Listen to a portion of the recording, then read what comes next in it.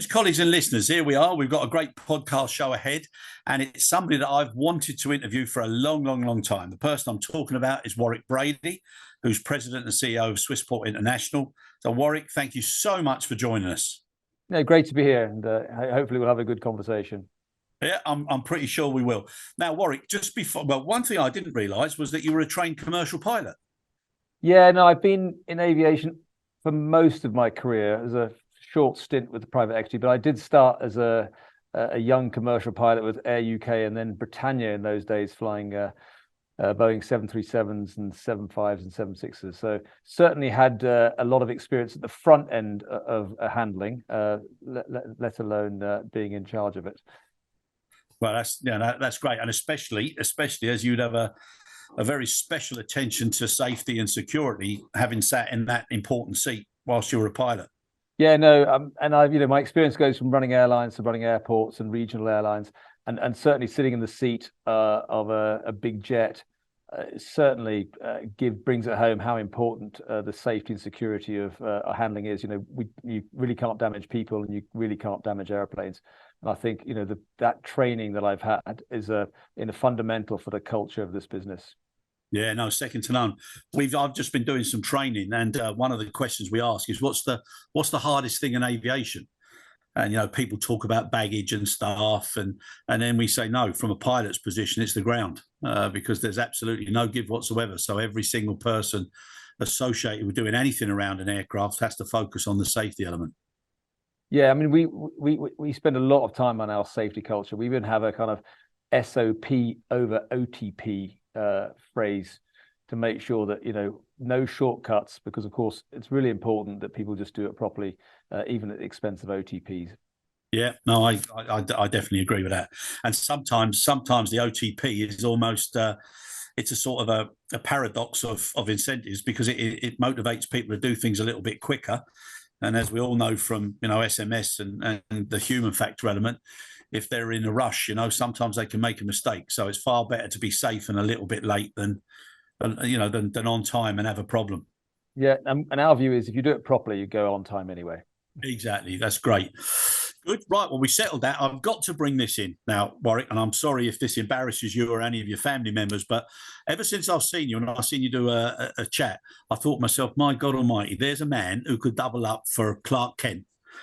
So the old Superman, you've got that jaw and that face, and I hope I'm not embarrassing you now, but did it need Superman to come in and take over Swissport? Well, definitely. So I think it's definitely a superhero job, that's for sure, to change and revolutionize ground handling in this industry, to take it from kind of the orphan of the industry to kind of a really important part of the supply chain, in partnership with the airports and of course with our customers. I think is going to be a big step forward for the industry, and that is certainly a job that I'm taking on. So I think Superman's probably the right phraseology. Yeah. No, I agree, and it's a long time. It's a long time coming for changes to be made in the industry, because, and again, just my personal viewpoint is that airports have got a much bigger role to play if they look at it as protecting their own ecosystem, and then anybody that's a tenant or involved in it should deliver certain quality, safety, and security standards that make that airport stand out. And as we've seen through COVID, airlines come in, airlines go out, but an airport and its community stays there. Yeah, no, so listen, it's really an important relationship with the airport. So our customers, obviously the airlines, and our partners are the airports. And what we absolutely find is when there's a good relationship with the airport, and I've got some fantastic examples where the airport, and let's say, because we're such a big hub handler across many hubs across the world, we've got the airport, the airline, and Swissport all integrated, whether it be the OCC, whether it be our approach to the infrastructure. The airports just work much better for the end customer, and where airports have an agnostic view about handlers, and treat handlers like third-party orphans, it just works. It just doesn't work well, right? And you can't have a proper grown-up conversation about what sort of infrastructure you need, what are the processes that we need to improve the customer service, to improve the safety. Critical, and we've got great examples of the positives, and we've got some really great examples of airports that just are somewhat sort of civil servant mindset. Yeah. No, I agree there, Warwick. But it is encouraging now to see how some airports are starting to take hold of things and realise that they've got the chance now to help and be a positive disruptor. Where otherwise things just plod along. Yeah, just a really topical example is you remember Manchester last year was a sort of in the eye of the media. They've got some new leadership in Manchester that really have working very closely with Swissport, and we're seeing them, the massive benefits that brings already pre-summer. Yeah, no, it is. It's encouraging to see. On that airport relationship, I hope you don't mind me asking something. And just again, my opinion is the amount of cost that ground handling agents have to put into the business. And you look at anything from, major pharmaceutical, perishable facilities, new facilities. Do you think there's a possibility that if an airport took that community to its fullest, that they would be able to sort of generate a community concept whereby people would share and use what they needed as far as a central pharma or perishable centre, and even centralised pooling, hard and soft pooling with regards to electrification of equipment? Do you think there's an opportunity there? Listen, I think there's an opportunity for airports and ground handlers to basically work together. I think the question is, what sort of equipment are they going to invest in? Who's going to maintain it? There's just a few hurdles to get over, but I think there's definitely an opportunity to have some more efficiencies. We've got a very clear and strong ESG agenda for sustainability, and obviously electrification is the kind of key tenet of that. So I think the question is, again, how many licenses are at the airport? What space, how the stands are organized. So it really is into the detail. And what we don't want as ground handlers is, clearly we're going to invest about $1 billion over the next 10 years in investing in GSE and electric GSE. And clearly we could reduce that capital, but that obviously gives us a competitive advantage as well. So it's a balance together with the airport. But we know we're definitely open, and we have some airports where we do have pooled equipment, but it needs to be very well run.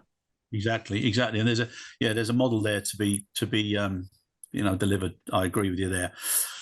Now, what I'd like to ask you, what generally do you think are the biggest challenges now facing the ground handling industry as we move forward, and taking some experience and some good examples from COVID, and everybody talking about bringing back better and building back better, but taking some of the lessons, especially with the being aware of risk and continuity and contingency and everything. What do you think are the biggest problems or the biggest challenges now facing the industry over the next 2 to 5 years? Yeah, listen, the biggest challenge we've got in this industry, and there are a number, but the biggest one we've got is people and staffing.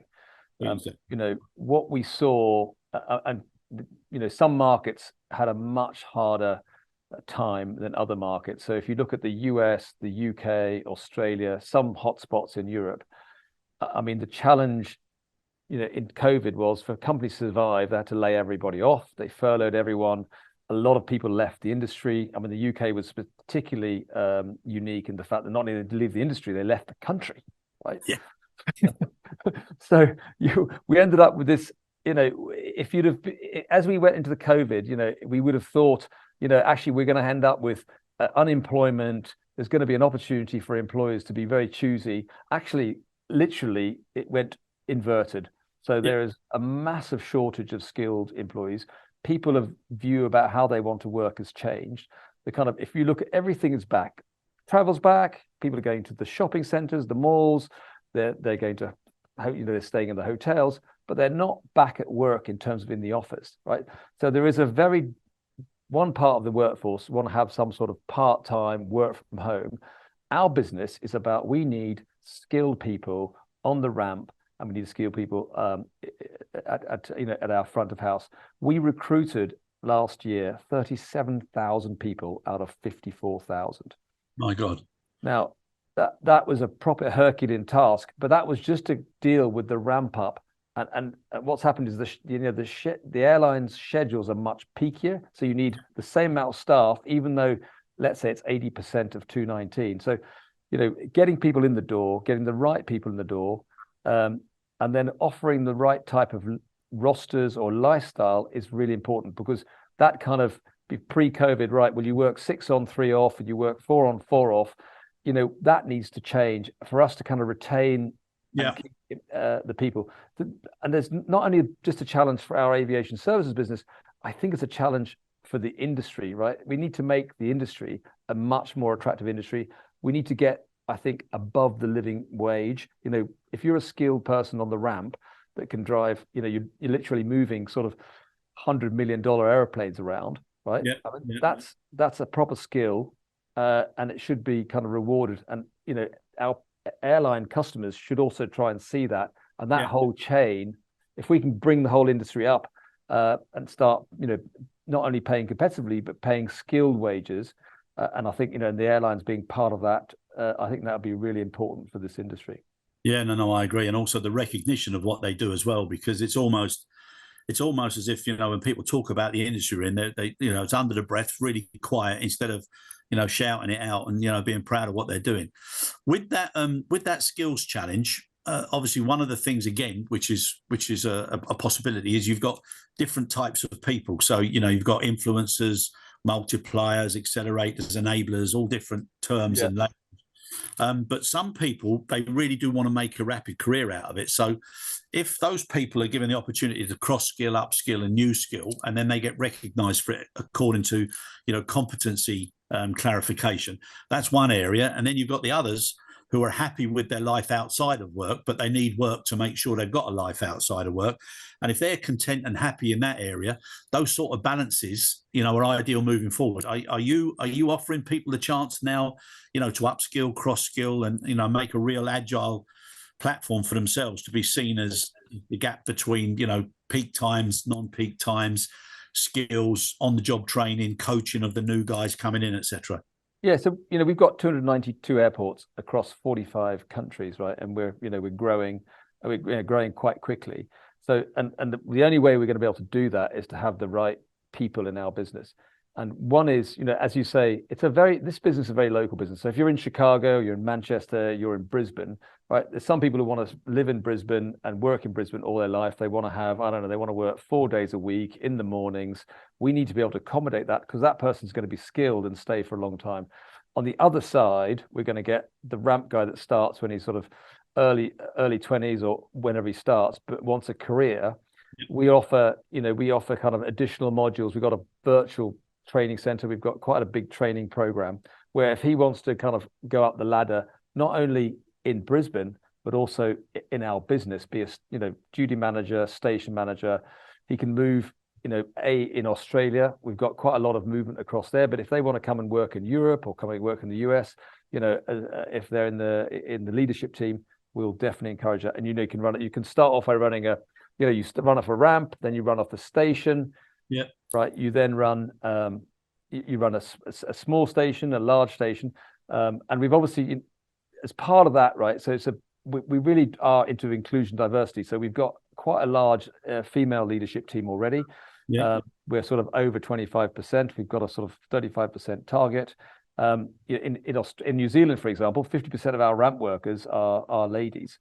So we've got a really strong intent to really bring up the kind of diversity, especially on not just the gender diversity, but also the diversity across our business. Yeah, no, it makes sense. It's like a family, everybody. The more difference you've got, the more of a different approach you've got. So yeah, it's like putting a football team together or a basketball team together. You want people to be good at different positions, not all wanting to play in the same position. So that's also how we look at a station, right? So we want a station to be like a family. So literally, when people, we don't want to have the duvet days. We really want people to turn up to work and support their colleagues, because obviously having the right amount of people on the shift is very important. And that if you create a family environment where we've invested in our station managers. We had a global conference in Vegas a couple of months ago where we had all of our 300 or so station managers come together for the first time ever in Swissport, and we're just trying to develop them. They've got to be part of making sure the recruitment program, the right profile. They've got to be in charge of making sure we retain people. They're recognized, and I think that's a really big part of how we're going to move forward as a business. No, I agree with you. And bringing people together from all over the world lets them see that, they've got similarities, but they've got differences. They've got solutions, they've got problems. And, some of the time they're able to sort things out themselves. So it's a lovely thing to do. Yeah, we've created a network of station managers, and now they talk to each other if they've got a problem. What do you do? What are you doing in recruitment for Cancun? What are you doing with, how do you have some retention? What sort of system you use for that? Yeah, totally agree. And it's also good to have clarity at certain positions as to what the minimum expectations are, rather than long, burdensome, job descriptions. That minimum expectation of what the company wants from a culture and from compliance and competence. If that's clear and you've got a good set of clarity, then you've got a good chance of compliance and control. So it's a fine balance. And it's making sure that people, it's pretty hard working on the ramp, right? Whether it be 50, 40 degrees, whether it be minus 10. It's definitely it's not an office-based job. It's a very interesting and highly skilled job, but it's not for everyone. And you need to make sure that the expectations of what the job is and what we expect are really upfront. So you don't end up, people falling out over the first few months, because that's what's happened. When you're taking on so many people join, and then a month in, they go, God, this is tough, right? Yeah. Rather be being an influencer on Instagram than obviously driving a pushback. So we've had to hone our recruitment and profile into the business. I would imagine there's lots of lessons and development there. And like myself, I've had experience of being at the worst winter in Chicago, which was absolutely, I thought my eyes were going to freeze up. And then being on the ramp in Saudi in the middle of the summer and seeing what some of those guys have to do, it's, you take your hat off to them, but they don't get enough recognition sometimes. So I think sometimes, a day in the life of a piece of cargo or a day in the life of a ramp agent or whatever, it's nice to see what people can endure and what they do. But the actual, the amount of reward and self-satisfaction they get, those people are the ones that we want to keep in this industry for as long as possible. Absolutely. Yeah. Yeah. Now, when you've got such a high recruitment drive, Warwick, and I'm sure, it's a huge operation then to bring all those people on and to give them induction training, basic skills training, etc. Do you think now the LMS style, which was used a lot during COVID, do you think that should now just be a precursor to sort of having practical coaching and sign-offs, so that somebody who's recognised as being very good at that particular part of the job is the one who signs people off? So, a little bit like your checkouts when you do weight and balance, so that people know that somebody has recognised them, put their faith in them, rather than turning up and doing an LMS or a face-to-face course, which then has a memory test at the end of it. So true competence, do you think that's starting to raise its head? No, absolutely. So we're already starting in the UK. We've got a leader there that is obviously, literally, we're piloting. Look, what sort of skills do you need? And once you say, for example, let's say if to use the air bridge, okay, you need to be certified to use the air bridge.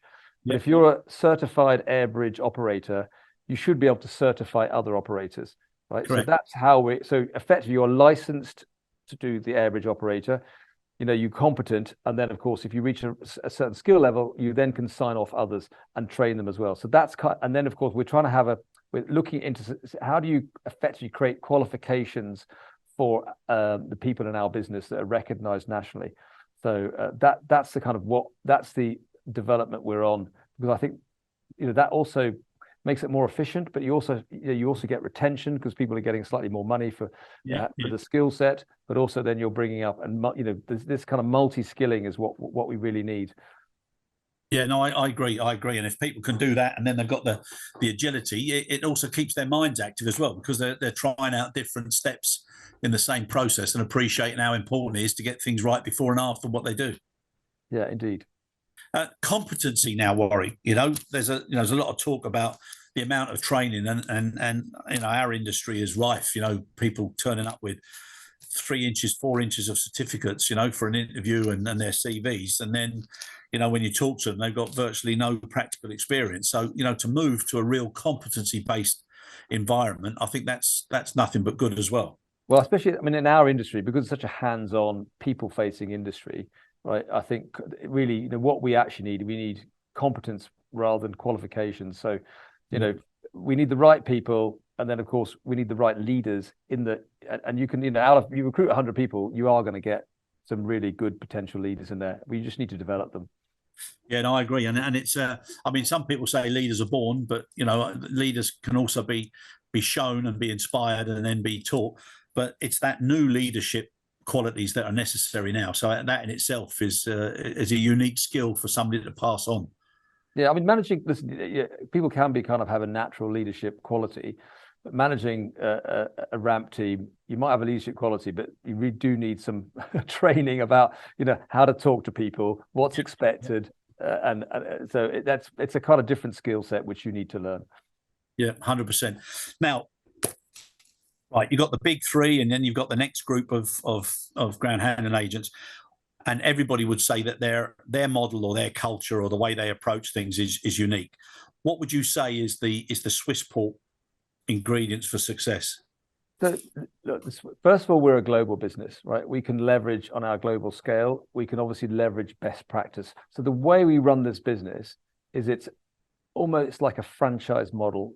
We've got a very slim central HQ that effectively the strategic thinkers and create the platforms for the operating processes across the world. So whether it be, for example, what's the best practice in rostering at a station with, let's say, a high level of LCC players, right? Yeah. High volume. What's the best?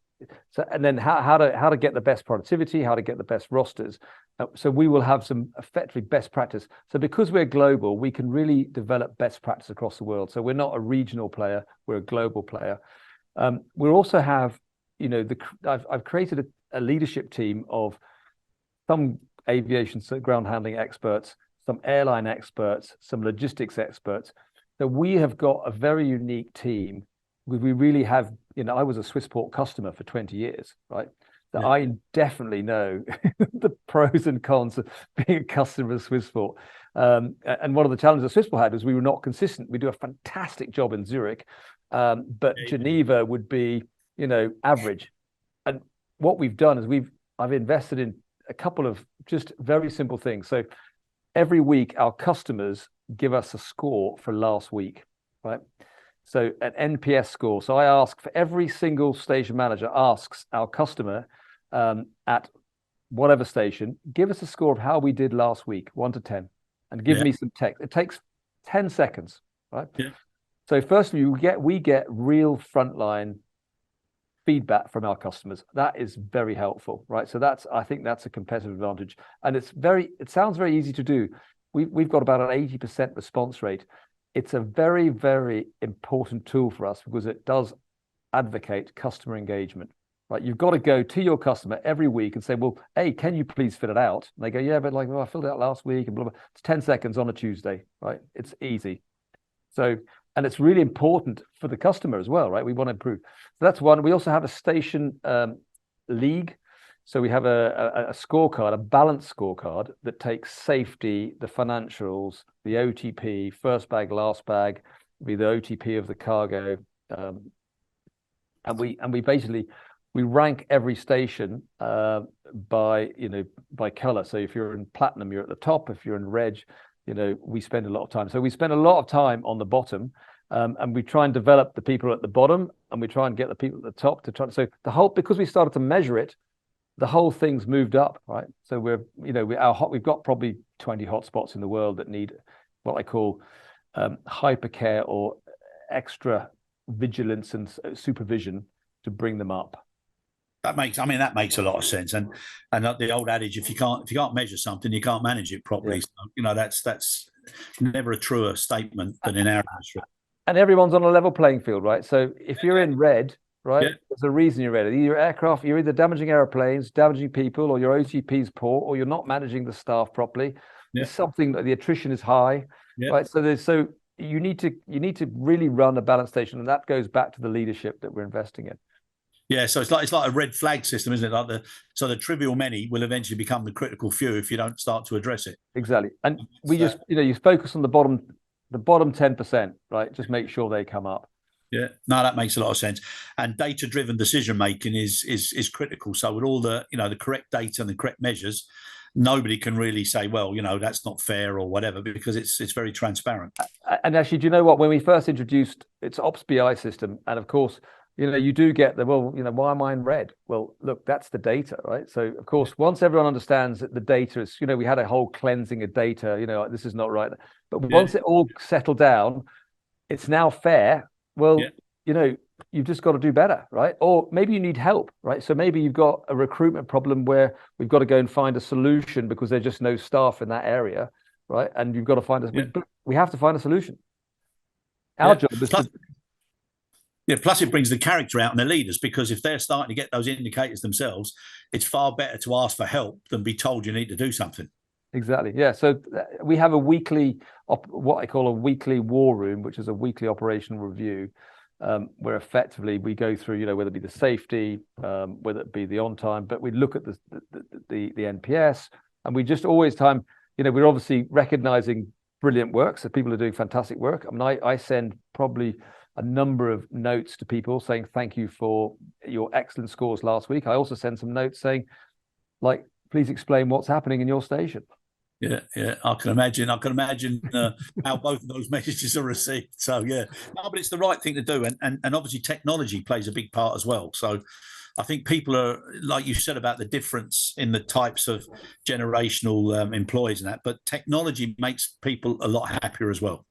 So yes, we've invested in an employee app, just to make sure that it's the hub of communication for all of our sort of 60,000 employees, which will be end up this year. We've invested, we've got a big tech investment. So not only we've got investment into people, which is obviously their training, all their training, the documents, their pay and their rosters, but also we've got quite a big investment on productivity. We've got a lot of investment on the cargo side. We've got artificial intelligence, looking for cargo acceptance. We've got 3D optimization in build up processes. We're partnering with a company that does called Airporter, that literally does takes the bags off airport, right, and manages the process there, which is much more efficient for us. So we're doing a lot in the digital side. Yeah, that bags off airport. I think Disney before COVID, they had that off pat where you just turned up at your room and your bags were waiting for you, and you checked in, and it was all processed off site, delivered, and it was incredible the way they did it. Yeah, I mean we're doing that in Zurich and Geneva, and we're seeing it's been very successful because of course the amount of bags people come up for skiing. It just made it super simple for them, and it's a product, and we're working with them to roll it out into other airports, because actually it makes handling more efficient, it makes the airport more efficient, and the customers are certainly happier. No, exactly. The more you've got on hand, the easier it is to optimize the capacity and everything. So it's a great, and for the extra money, taking out all that inconvenience, and I think people are happy to do it. Yeah, no, you've got a family of 5 with sort of 8 bits of luggage. You need some help. Yeah, you do indeed. Right, Warwick, nearly at the end, time-wise, and I'm very pleased anyhow to have got you on the podcast. So for my last and final question, what would your kryptonite be at the moment now? What's the thing that really, really, really knocks you back? So listen, we need to make sure that as the aviation, we're the largest market leader in the world. So really, I feel kind of duty bound to make sure that we bring up the industry and the aviation services business become an integrated partner with both the airports and the airlines. We operate many big complex hubs on behalf of our airlines. They are outsourcing much more post-COVID. And I think with that integrated approach, the whole system will work better post-COVID. So that's kind of my big mission in life, is really to grow, not only grow this business to be not just the biggest, but obviously to be the best in the industry and lead the way in the industry, to be an integrated player, rather than being, as I said to you, I've been on the other side. I've been I've been an airline procurement director, and I did gamekeeper turned poacher, and now I'm on the other side of the fence. We need really intelligent partnerships with our customers in the airports. Yeah, and don't you think now you that's interesting there about outlaw turned sheriff or sheriff turned outlaw, but don't you think now that too many people have had and still have too much influence on contracts based on price and a lack of knowledge of what really is involved in the whole process? And the problem is, and yes, that's the way our airlines are kind of structured is you've got the guys that negotiate the price, and then you've got the guys that have to deliver it, or the girls. Yeah. What I'm championing, and I've literally been at the front end. I've been running airports and the aviation service business. It's absolutely critical. We say that we will give you the lowest cost, but not the lowest price, right? Because it's effectively it's really delivering the efficient operations that where you don't have EU 261 compensation issues, because we've delivered what we said. And I think that doesn't always come at the lowest price, but if you require sustainable, consistent operations, you do need to pay the right competitive price for the service, which we think is going to be the lowest cost option. And that's what I keep telling the airline CEOs and also the teams across the world. Yeah, no, I totally agree. And also, people like yourselves, and I'm sure you can. There's a time now where people have got to say no, and airlines need to try and keep things as simple as possible. I used to sit on the ICHC, and we created the ICHM, and I just think there's so much good material in there that helps keep things simple, from the SLA to everything else. Why not have that as a standard best industry practice? And anybody who wants anything over and above that, they should pay extra for it. Yeah, listen, I think we're talking the same language. We really want to provide simple service, but we obviously, our business is predominantly a labor cost business, right? So we need to manage that well, which we should, but we also need to sign up for services that we can deliver and we make enough margin. I mean, we can't invest $1 billion in CapEx, right? Yeah. And make no margin, right? Especially when the airlines are really they're just going gangbusters at the moment, but we still get pushed into a corner, right? That's not a particularly healthy partnership, and it's not an ingredient for long-term success of the airline. And where we run, especially big hubs, right, it is absolutely critical you have that really key partnership that doesn't literally scrape you down to the lowest barrel. We turn down business. We're not working at a loss. We're not working at no margin. We need a margin to invest and have the right quality people for the right service. Yeah, and what you said earlier about acting local but thinking global, it's also important that airlines don't try and consolidate multi-contracts to get a much better price, because each one is a business in itself and it's got to run that way. And I've been on both sides myself, and then when you see somebody make a mistake and you walk away from the table, it's not so much of what a result. You say, oh my goodness me, that's going to cause them problems in the future, and you feel to a degree I'm sorry for them, but it's not the right thing to do. Well, what happens is it's a circle, right? So you do a contract which is, let's say, underwater, yeah. And then the station manager, because he's held to account for delivering the right number of people, right? OTP, first bags, last bags, the cargo delivery. Right? What happens is really the real cost he can save is on people. So what happens? He shaves the people off. The service goes down. The airline then goes, we're very unhappy. They then re-tender it and pay double. Yep. We've seen that quite a lot. Yeah. No, it's very short-sighted. And at the end of the day, everybody needs to appreciate that they're all. It's like a relay team, And sometimes I think it's like one runner does a great run, and instead of making sure he passes the baton successfully, he just almost throws it and says, "Well, it's your turn now. You see if you can do as good as I did." And I think that's a very short-sighted way. And at the end of the day, if we can do the simple things on a regular basis, that's all that people want. Yeah, keep it simple. Absolutely, that's kind of our motto here. Yeah, right. I'm probably getting a little buzz from Salem, so he's saying keep it simple, keep it short. So Warwick, listen, it's a pleasure. All right, nice. Thanks, Chris. Very nice speaking to you. Likewise. Good luck with everything. Cheers. Thank you.